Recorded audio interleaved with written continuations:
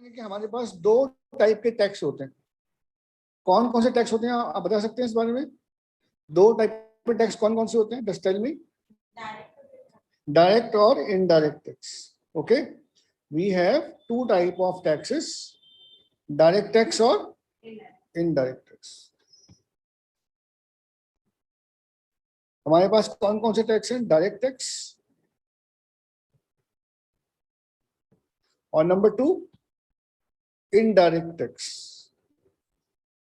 दोनों में डिफरेंस क्या है? What is direct tax and what is indirect tax? Pen बंद करो बेटा। डायरेक्ट टैक्स और इनडायरेक्ट टैक्स में क्या डिफरेंस है? We have two type of taxes, direct tax or indirect tax. वो तो एग्जाम्पल है। हाउ यू डिफाइन कि डायरेक्ट टैक्स है या इनडायरेक्ट टैक्स? तो indirect tax, burden of tax,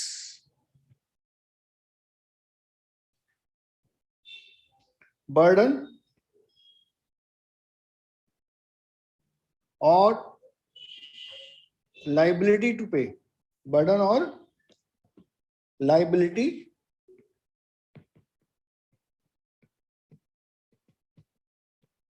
to पे। तो डायरेक्ट टैक्स में जो टैक्स का बर्डन है और जिसको एक्चुअल में टैक्स गवर्नमेंट को देना होता है, वो दोनों सेम पर्सन होते हैं। Both are same person. जैसे इनकम टैक्स में क्या होता है?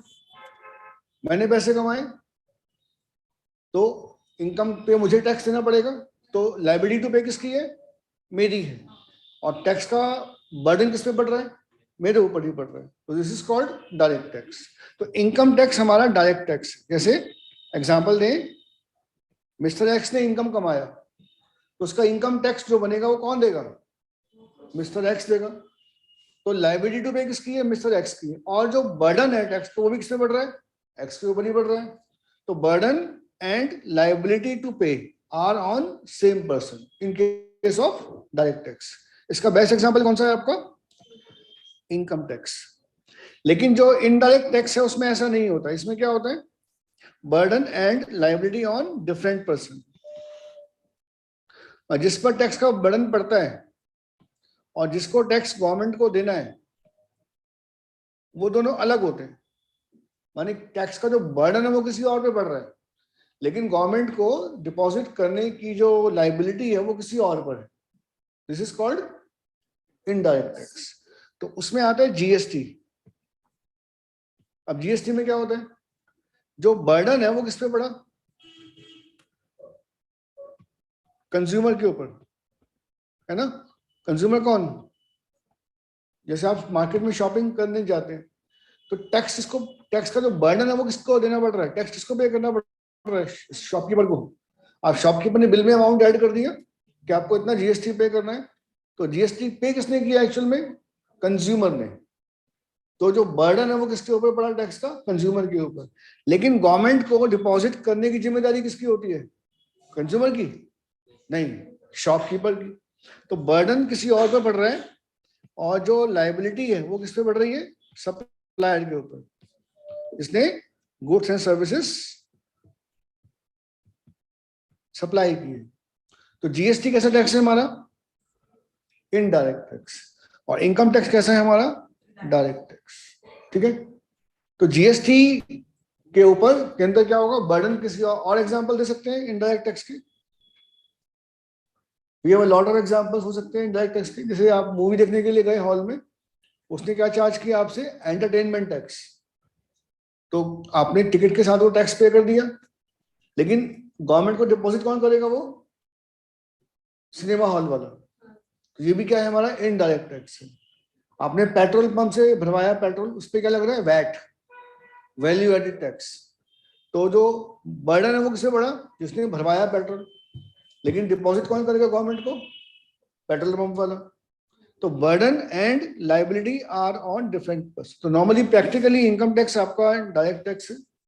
बाकी जितने भी टैक्सेस हैं, अगर जीएसटी देखें, वैट देखें, एक्साइज ड्यूटी देखें, तो ये सारे क्या है हमारे? इनडायरेक्ट। एक्साइज ड्यूटी क्या होती है? जो गुड्स एंड सर्विसेज को मैन्युफैक्चर करने पे चार्ज की जाती है। When we are manufacturing any goods, तो मैन्युफैक्चरिंग के ऊपर क्या लगता है, एक्साइज ड्यूटी। अभी ये जीएसटी में मर्ज हो गया, तो वैट, जीएसटी, ये सब क्या है हमारे indirect tax. So basically we have two type of taxes, direct tax number 1 जैसे मैंने आपको बताया, और नंबर 2 कौन सा हुआ आपका, इनडायरेक्ट टैक्स। तो अब इन क्लासेस में हम दोनों के बारे में कुछ कुछ बातें डिस्कस करेंगे कि भाई डायरेक्ट टैक्स क्या होता है, कैसे कैसे काम करते हैं। तो अब ये डायरेक्ट टैक्स और इनडायरेक्ट टैक्स के लॉ हैं, कानून है, एक्ट है। ये कौन बनाता है, हमारे पास पार्लियामेंट के अंदर 3 लिस्ट होती है, list 1, list 2, list concurrent list और लिस्ट 3। तो list 1, parliament has the exclusive power to make laws on the matter contained in union list. तो सेंट्रल जितने भी टैक्स होते हैं वो लिस्ट 1 में आते हैं, जो सेंट्रल लेवल में बनाए जाते हैं, केंद्रीय सरकार जो बनाती है, तो वो सब क्या होते हैं हमारे नंबर 1 टैक्स, लिस्ट नंबर 1 में आते हैं। तो जैसे आपका इनकम टैक्स है, वो भी इनकम टैक्स कौन चार्ज करता है, इनकम टैक्स का रेट कौन डिसाइड करता है, सेंट्रल गवर्नमेंट। जीएसटी का रेट कौन डिसाइड करता है, सेंट्रल गवर्नमेंट। तो सारी यूनियन लिस्ट 1 में आते हैं।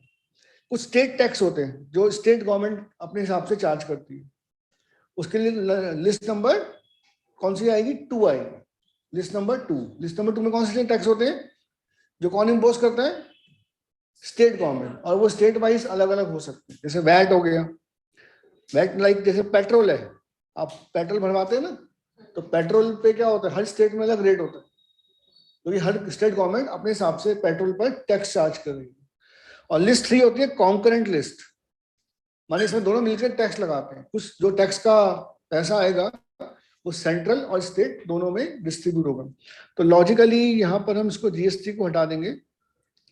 जीएसटी किस में आना चाहिए, जीएसटी कॉन्करेंट लिस्ट में आना चाहिए, क्योंकि इस लिस्ट के अंदर क्या हो रहा है, जो जीएसटी का पैसा आता है, अगर आप लोकल माल बेचते हैं तो क्या होता है, सीजीएसटी एंड एसजीएसटी, और अदर स्टेट में माल बेचते हैं तो आईजीएसटी।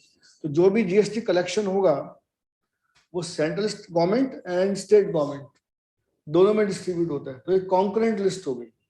तो 3 लिस्ट हो गई, लिस्ट 1, लिस्ट 2, अब लिस्ट 3। अब यहां पर जो हमारे पास नेक्स्ट पॉइंट आता है कि इनकम टैक्स कोई भी लॉ है, तो इनकम टैक्स एक्ट के अंदर क्या क्या चीजें होती है। Number 1 income tax law, law मतलब कानून।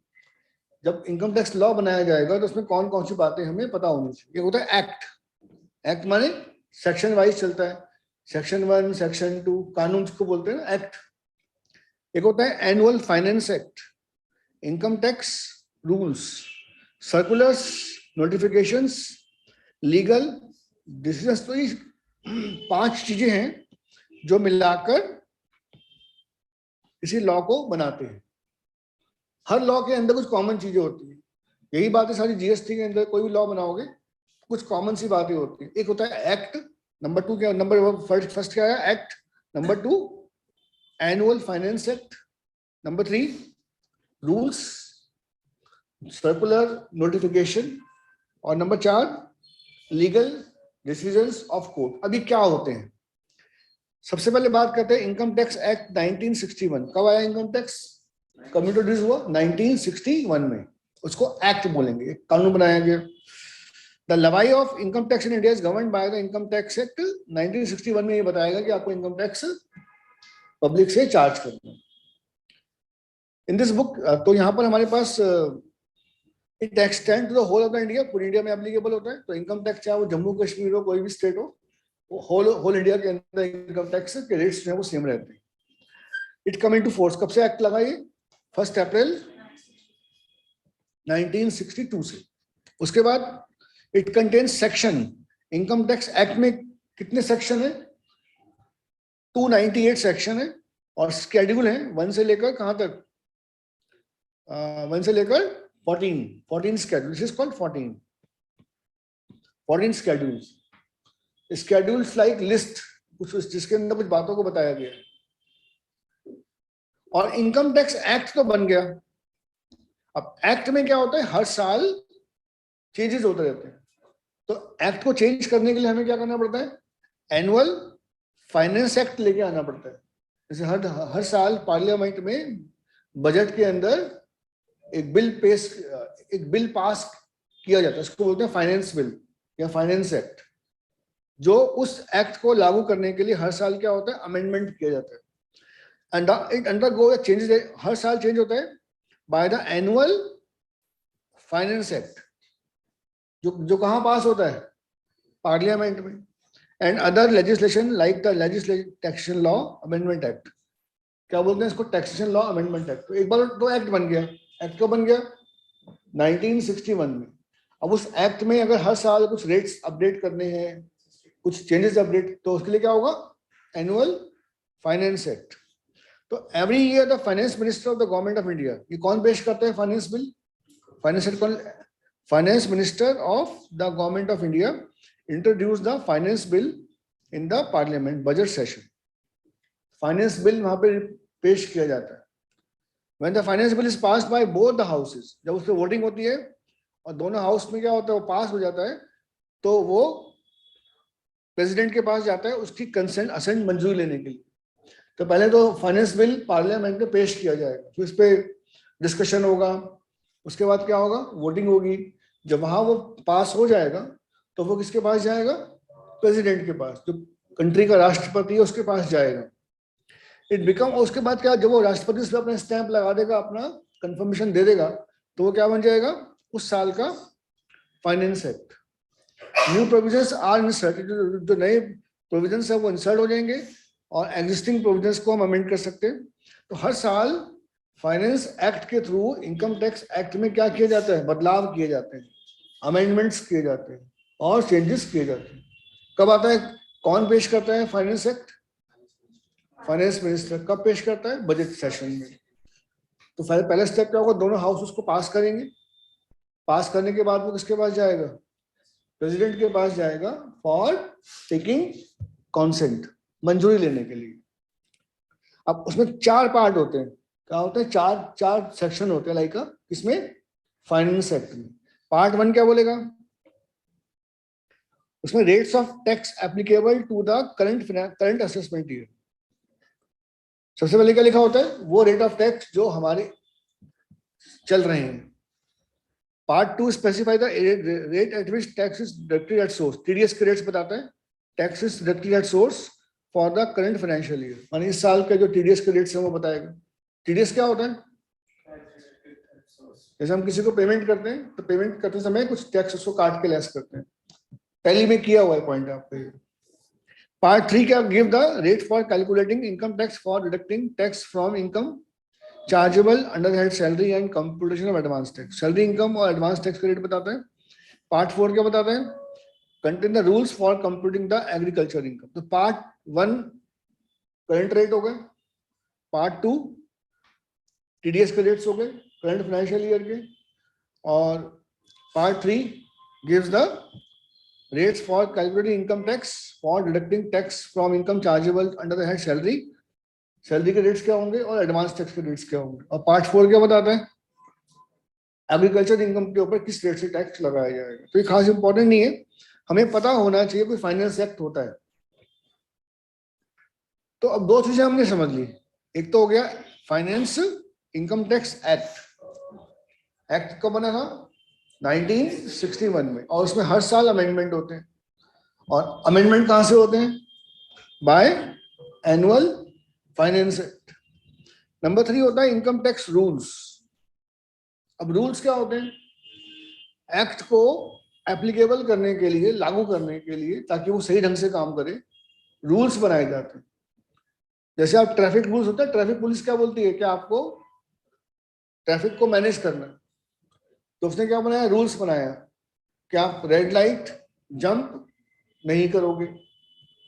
और कब रेड लाइट जंप नहीं, जब आप ज़ेब्रा लाइन से पीछे खड़े होंगे तो हम मानेंगे कि आपने रेड लाइट को जंप नहीं किया। तो रूल्स हो गए। तो रूल्स क्यों बनाए जाते हैं, ताकि जो हमने कानून बनाया उसको हम आसानी से लागू कर पाए, और लोग उसको रूल्स को फॉलो करेंगे। तो मतलब क्या है कि उन्होंने कानून का पालन भी किया है। तो किसी एक्ट को या किसी कानून को लागू करने के लिए क्या बनाए जाते हैं, रूल्स बनाए जाते हैं। उन रूल्स को फॉलो करा जाता है। जब रूल्स फॉलो होंगे तो मतलब क्या है कि वो कानून भी आपने उसका भी पालन कर लिया। The administration of direct taxes look by the, कौन देखता है इसके साथ सिस्टम को? सीबीडीटी। फुल फॉर्म क्या है? सेंट्रल बोर्ड ऑफ, ये बहुत कॉमन वर्ड है, बार बार यूज होगा, central board of direct tax. क्या देखता है? सारा सिस्टम देखता है, इनकम टैक्स लोग दे रहे हैं नहीं दे रहे हैं, उसके रूल्स क्या हैं। तो रूल जो भी एडमिनिस्ट्रेशन है इनकम टैक्स का, वो सारा कौन देखता है? CBDT, central board of direct taxes. CBDT is empowered to make rules for carrying out the purpose of the act. इस एक्ट को बनाने के वो रूल्स बनाए जाते हैं। For the proper administration of the income tax act, the CBDT frame rules from time to time. Rules बनाए जाते हैं। These rules are collectively called, क्या बोलते हैं इनको? इनकम टैक्स रूल्स, ताकि जो कानून है वो ढंग से अप्लाई हो सके। रूल कौन बनाएगा इनकम टैक्स के लागू करने के लिए? Central board of direct tax. और वो रूल्स क्या होते हैं? समय समय पर बनाए जाते हैं, उनको अमेंड किया जाता है। It is important to keep in mind that along with the income tax act these rules should also be studied. तो रूल हमें पता होने चाहिए। अगर रूल का आपने फॉलो नहीं किया तो मतलब क्या है कि आपने एक्ट का भी पालन नहीं किया। तो एक्ट के बाद क्या आ गया? नंबर 2। सबसे पहले दोबारा बताओ, सबसे पहले क्या था आपका? Income tax act. Number 2 annual finance act. Number 3 क्या है? Income tax rules. अब ये होता है सर्कुलर का मतलब क्या होता है और नोटिफिकेशन क्या होते हैं। सर्कुलर का मतलब होता है are issued by the CBDT from time to time to deal with certain specific problem and to clarify doubt regarding the scope and meaning of certain. माने कोई आपने एक्ट बना दिया या रूल्स बना दिए, उन रूल्स में लोगों को कंफ्यूजन है कि ये जो बात कही गई है इसका एक्चुअल मतलब क्या है। तो उसके लिए क्या, अब वो रूल्स तो चेंज होते नहीं है, रूल्स तो बन गए वो बन गए, बीच बीच में सर्कुलर लगाए जाते हैं। सर्कुलर माने आपको इस काम को इस प्रकार से करना है। It is called circular issued by the for the guidance of the officers and और the assessee. However it can not override the, what is the meaning of override? Above, माने एक्ट के ऊपर नहीं बन सकते रूल। देखो सबसे पहले क्या होता है? एक्ट होता है। तो एक्ट मेन है, कोई भी ऐसा रूल या कोई ऐसी बात नहीं हो सकती जो एक्ट के ऊपर चली जाए, एक्ट के खिलाफ चली जाए। तो एक्ट को ओवरराइड नहीं कर सकता। फिर समझ लो सर्कुलर क्या होते हैं? जैसे हमने कोई एक्ट बना दिया, कोई कानून बना दिए, उसके रूल्स बना दिए। अब रूल्स को पालन करवाने के लिए हमने क्या किया? सर्कुलर निकाला। अगर रूल्स को पालन करने में कंफ्यूजन हो रही है तो उसको हम क्लैरिफाई कैसे करते हैं? बाय इशूइंग ऑफ सर्कुलर, कि जी आपको इस बात को इन स्टेप्स में, सर्कुलर को मैं गाइडलाइंस ही बोल सकता हूँ, this are called guidelines.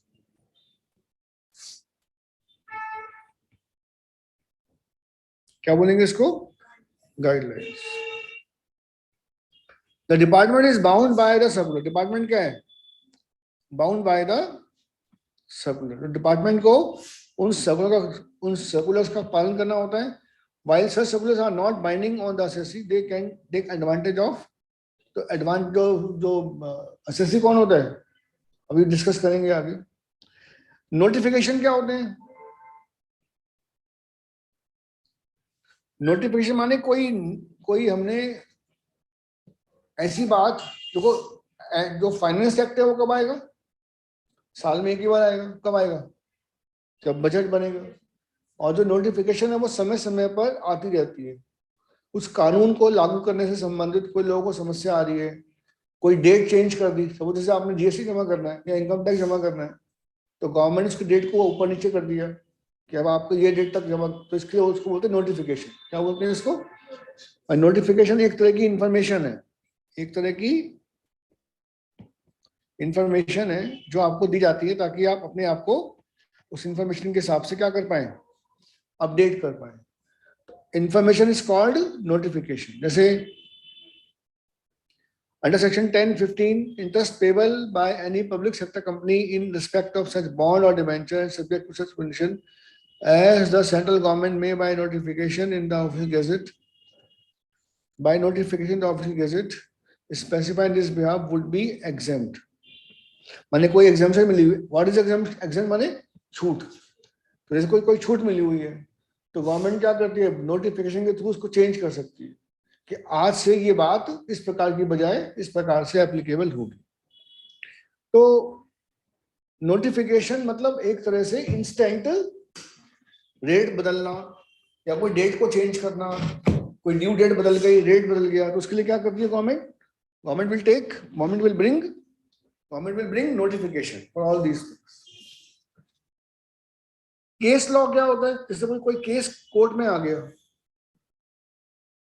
Suppose कर लो कोई आपने इनकम टैक्स जमा कराया या कोई भी टैक्स है और इनकम टैक्स डिपार्टमेंट ने आपसे ज्यादा टैक्स चार्ज कर लिया, वो कह रहे जी आपके साथ हमारे हिसाब से आपका टैक्स ज्यादा बनता है, और मैं क्या कर रहा हूँ, मेरा तो नहीं बनता टैक्स क्योंकि मैंने रूल के अकॉर्डिंग पेमेंट किया है। तो फिर कोर्ट में केस चलेगा उसके ऊपर। उस केस में क्या होगा, जो जज हैं वो डिसीजन देंगे, तो वो जो डिसीजन है वो आगे के लिए क्या बन जाएगा, कानून बन जाएगा। अगर किसी केस में कोई डिसीजन दिया गया है और अगेन वही सिचुएशन आ जाती है तो हम क्या करेंगे, हम उस डिसीजन की रेफरेंस देंगे कि उस डिसीजन में, उस केस में आपने ये डिसीजन दिया था तो अब आप इस केस में भी यही डिसीजन दो। तो केस लॉ क्या होते हैं कि प्रैक्टिकली जब लोगों को समस्या आती है या कोई केस कोर्ट में पहुंच जाता है तो कोर्ट क्या करता है, उस केस पर अपना डिसीजन देता है। तो वो जो डिसीजन है आगे के लिए उसी टाइप के और केस के लिए क्या बन जाता है, वो एक कानून बन जाता है। जैसे आप किसी एडवोकेट या वकील के ऑफिस में जाए तो वहाँ बहुत सारी बुक्स लगी होती हैं, तो बुक्स में क्या लिखा होता है, केस लिखे होते हैं कि ये केस हुआ था उसमें ये डिसीजन लिया गया था, फिर ये केस हुआ उसमें ये डिसीजन लिया गया।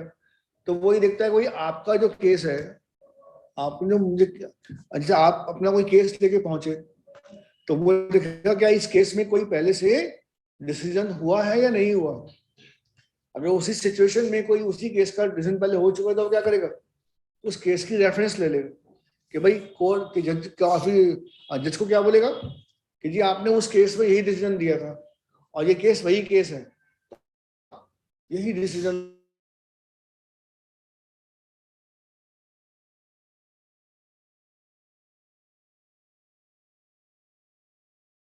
किया गया होता है वो आगे के लिए क्या बन जाता है, एक तरह से कानून बन जाता है।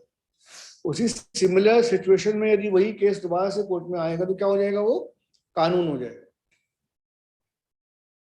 तो बाकी तो ये इंपॉर्टेंट नहीं है आपके लिए। अब यहाँ पर हमारे पास दो तीन चीजें और हैं, वो देख लेते हैं।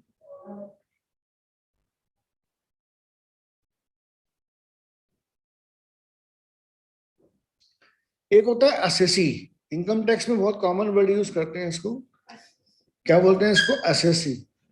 एसएससी मतलब वो सभी लोग जिन्हें इनकम टैक्स देना है, तो इनकम टैक्स देने के लिए लायबल है ना, क्या बोलेंगे उनको, एसएससी। जैसे आप स्कूल जाते हो तो क्या बोलते हैं आपको, स्टूडेंट, है ना। तो ऐसे इनकम टैक्स में जो भी लोग डील करते हैं, जो भी पब्लिक है जो इनकम टैक्स के लिए लायबल है किसी भी सेंस में, तो क्या बोलते हैं उस पर्सन को, assessee. Assessee means a person by whom any tax or any other sum of money is payable under this act. माने टैक्स देना हो या कोई और किसी भी सेंस में कुछ पैसे उसको देने हैं इनकम टैक्स डिपार्टमेंट को, तो वो क्या होगा, क्या बोलेंगे इसको, असेसी, है ना। इट इंक्लूड एवरी पर्सन, माने वो सभी लोग इसमें शामिल हैं, in respect of whom any proceeding under this act has been taken for the assessment. इनके खिलाफ, what is proceeding, इनके खिलाफ कार्यवाही चल रही है। जैसे आपने इनकम टैक्स आपका बनता है और आपने इनकम टैक्स का पैन का नंबर नहीं ले रखा, पैन कार्ड नहीं इशू करवा रखा, तो इनकम टैक्स वालों ने आपको नोटिस भेज दिया कि भाई आपकी इनकम तो है, आप अपना टैक्स हमें डिपॉजिट करो। तो वो भी एसएससी है, चाहे उसने इनकम टैक्स का नंबर लिया हो या ना लिया, मतलब सभी लोग जो किसी न किसी सेंस में क्या है, उनके खिलाफ कार्यवाही चल रही है, उनकी इनकम के लिए, किसी और पर्सन की इनकम के लिए, लॉस के लिए, अमाउंट रिफंड करने के लिए।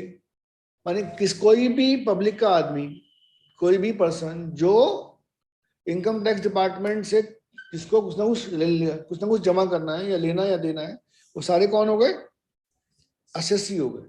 क्या बोलेंगे इसको? असेसी। एक होता है असेसमेंट।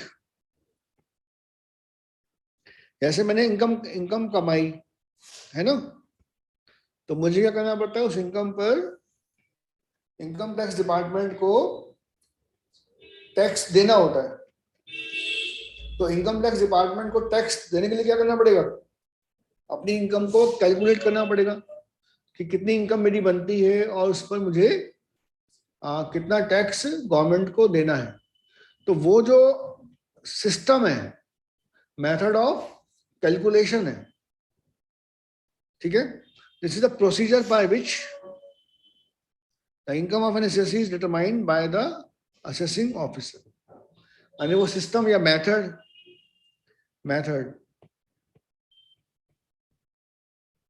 ऑफ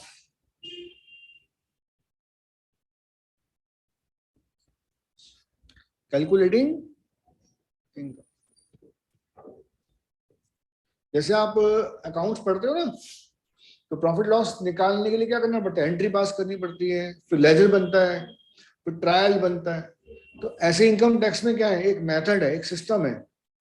उस सिस्टम के हिसाब से आपको कैलकुलेट करके अपना इनकम टैक्स जो बनेगा फिर वो हमें गवर्नमेंट को देना है।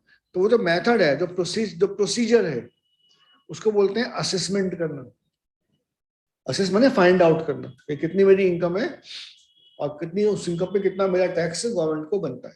This is called assessment. अब इनकम टैक्स में डिफरेंट डिफरेंट टाइप के असेसमेंट होते हैं। ये बहुत इंपॉर्टेंट है, प्रैक्टिकली बहुत यूज होता है। Number 1, self assessment. इसमें क्या होता है? इसमें मैं खुद अपना अकॉर्डिंग अपनी इनकम टैक्स निकाल के और गवर्नमेंट को जमा करवा देता हूँ। मैंने कोई फॉर्मेट के हिसाब से खुद निकालो। जैसे आप जीएसटी भरते हो ना, जीएसटी R1 भरना है तो खुद निकालेंगे भाई इतना सेल हुआ, वो जाके गवर्नमेंट को जमा कर देंगे। तो ये क्या हो गया? सेल्फ माने खुद, self. This is called self, ठीक है। तो ये पहला स्टेप है, सेल्फ असेसमेंट। इसको बोलते हैं section 140A। Summary assessment, scrutiny assessment, best judgement assessment, reassessment, ये सारे जितने भी हैं, ये सारे इनकम टैक्स डिपार्टमेंट बोलता है करने के लिए।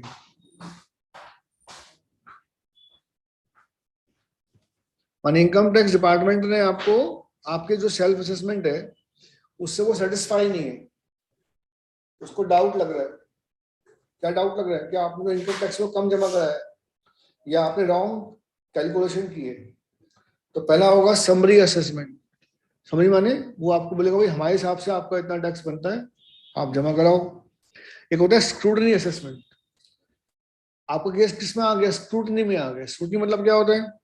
इनकम टैक्स डिपार्टमेंट आपका खुद चेक करेगा, सारी डिटेल्स, सारे अकाउंट खुद चेक करेगा और फिर बताएगा भी कितना आपका टैक्स बनता है। ये होगा स्क्रूटनी असेसमेंट। समरी असेसमेंट में क्या होगा? वो आपको बनाकर देंगे भाई हमारे हिसाब से आपका इतना टैक्स बनता है। स्क्रूटनी में क्या होगा? वो आपको बोलेगा भाई एविडेंस लेकर आओ, ये डॉक्यूमेंट लेकर आओ और प्रूव करो। आपसे वो डॉक्यूमेंट डिमांड कर रहा है। बेस्ट जजमेंट असेसमेंट क्या होगा? फिर वो आपने वो इनकम टैक्स का केस चलेगा आपका और उसके बेसिस पे जजमेंट लेकर आपका इनकम टैक्स जो बनेगा वो जमा करना पड़ेगा। रीअसेसमेंट होता है अगर आप अपना अपना अपनी इनकम को आपने छुपा रखा था, अपनी इनकम आपने गलत दिखा रखी थी, तो आपकी इनकम का दोबारा से असेसमेंट होगा और उस पर टैक्स देना पड़ेगा। Assessment in case of search under second 141। Search मतलब आप भाग गए, इंडिया के बाहर चले गए, चोरी कर लिया आपने टैक्स की, तो सर्च किया जाएगा, आपके पास से पैसे पाए जाएंगे, जो भी कुछ होगा उसके बेसिस पे जो टैक्स बनेगा वो आपको देना है। तो नॉर्मली तो सेल्फ असेसमेंट के बेसिस पे हम फाइल करते हैं। तो अभी जैसे हम आगे बढ़ेंगे इन बातों को मैं आपको और डिटेल में बताऊंगा, different different types of assessment. अभी यहाँ पे एक वर्ड बहुत यूज होगा, पर्सन। इनकम टैक्स में क्या वर्ड यूज करेंगे आप? Recording in progress. We have person. क्या बोलते हैं इनको? पर्सन। तो पर्सन मतलब different different type of entities. तो 7 एंटिटी होते हैं। विजुअल कौन हो गया, जैसे मिस्टर एक्स है ना, मिस्टर एक्स, मिसेस वाई, ये कौन है, इंडिविजुअल। एचयूएफ क्या होता है, हिंदू अनडिवाइडेड फैमिली, क्या बोलते हैं इसको, हिंदू अनडिवाइडेड फैमिली। खानदानी बिजनेस जो होते हैं ना,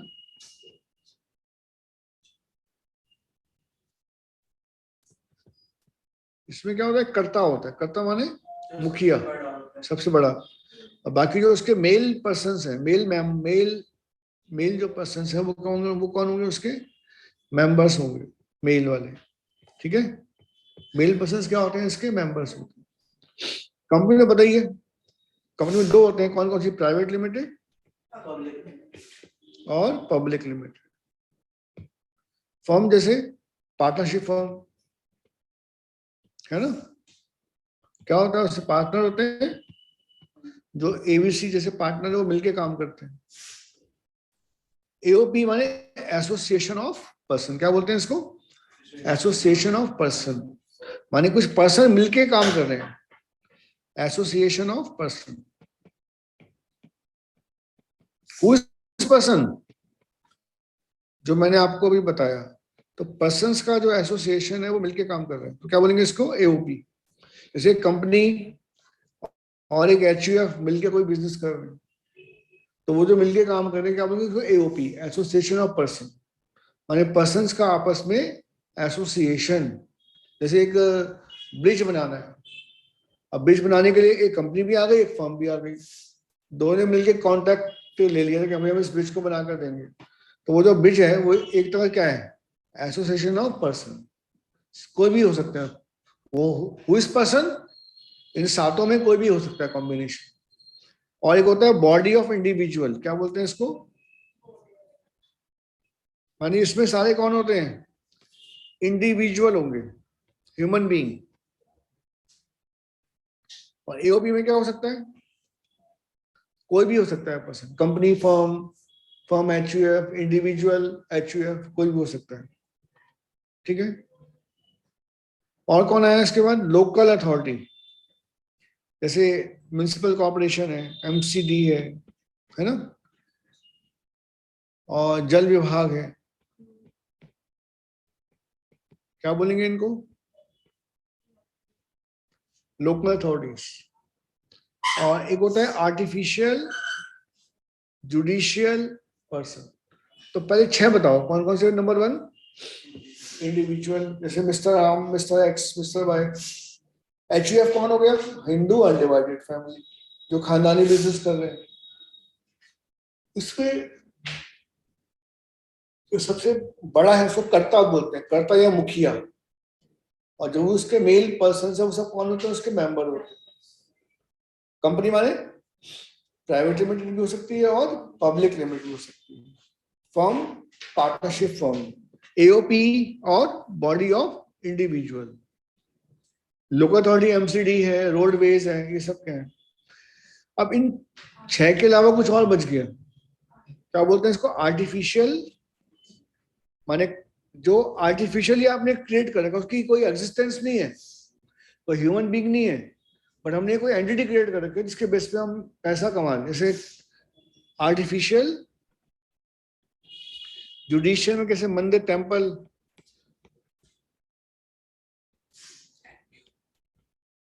मस्जिद है ना, ये सब क्या है, आर्टिफिशियल। आपने मंदिर बना लिया, अब मंदिर में बहुत सारा डोनेशन आ रहा है, तो आपको ये तो भगवान का है, मेरा तो कुछ है ही नहीं, तो मैं क्या बोलूंगा, पैसे का, उस पैसे पे टैक्स कौन देगा, उस पैसे पर टैक्स कौन देगा, भगवान तो आएगा नहीं टैक्स देने के लिए, कौन देगा टैक्स, तो गवर्नमेंट बोलते हैं जो उसके ट्रस्टी हैं, जो उसको मैनेज कर रहे हैं, वो लायबल टू पे टैक्स है। तो ये क्या है, आर्टिफिशियल जुडिशियल, माने आर्टिफिशियल आपने कोई क्रिएट किया हुआ है पर्सन, इसके बिहाफ पे टैक्स दिया जा रहा है, इनकम जनरेट की जा रही है। तो इन 6 के अलावा कोई भी बच जाए तो वो कहाँ डाल देंगे, आर्टिफिशियल जुडिशियल पर्सन में। ठीक है सर, मंदिर में जो पैसा आता है, जो दान पात्र में इतना पैसा आता है, वो पैसा मंदिर वालों के पास जाता है, गवर्नमेंट के पास जाता है? मंदिर वालों की तो इनकम हो गई वो, जो दान पात्र पैसा तो उनके पास जाता है, मंदिर वालों के पास जाता है। मंदिर वाले उसको खर्च करेंगे मंदिर के डेवलपमेंट के लिए और फैसिलिटीज पर। उसके बाद अगर पैसा बच जाता है तो वो क्या हो गया, इनकम हो गया, वो मंदिर के जो फंड है उसमें जाके ऐड हो जाएगा। बट उस इनकम पे क्या करना पड़ेगा, उनको इनकम टैक्स भी देना पड़ेगा गवर्नमेंट को, है ना। वैसे मंदिर में तो बहुत ज्यादा फंड आता है, बहुत ज्यादा पैसे आते हैं। हाँ, तो नेचुरल सी बात है, मंदिर में खर्चा है तो ठीक है, और एक्सपेंस नहीं होगा तो क्या होगा, मंदिर की इनकम मानी जाएगी। क्या मानेंगे उसको, कि वो मंदिर की क्या है, इनकम है, ठीक है। और इस पर मंदिर को टैक्स देना पड़ेगा। मंदिर पे कौन टैक्स देगा, जो उसका ट्रस्टी है, जो मंदिर को चला रहे हैं, जिसने भी बना हो। हाँ, जो उसको ऑपरेट कर रहा है, ट्रस्ट होता है मंदिर में। ट्रस्ट माने एक ट्रस्ट बना देते हैं, एक एंटिटी ट्रस्ट नाम से। ट्रस्ट के पास में सारा पैसा आता है, ट्रस्ट उसमें से खर्चा करता है, और फिर जो बचता है वो इनकम के रूप में फिर बच जाता है। इनकम टैक्स से ज्यादा जाता होगा, जो भी रेट होगा इनकम टैक्स का वो देना पड़ेगा।